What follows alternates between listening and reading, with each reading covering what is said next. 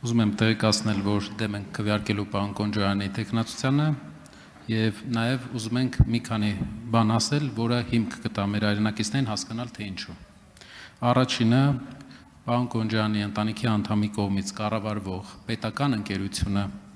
իրենց կառավարման ժամանակ չի գեներացրել շահույթ, վնասը աճել է 163%, իսկ իրենք ծախսել են Էդուարդո Էրնեկյանի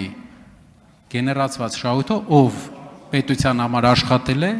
եւ այդ շահույթն է մենակ բաշխվել, իսկ իրենք բաշխել են իրենց աշխատած 0%։ Ինչ կապ ունի սա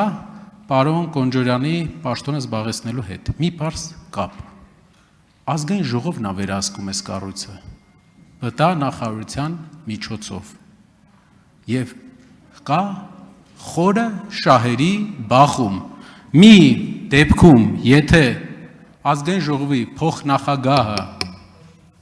աֆիլիացիա ունի պետական հիմնարկի ղեկավարի հետ, ինչպես ենք մենք կանխելու 88% սակագնի աճը։ Շնորհակալ եմ։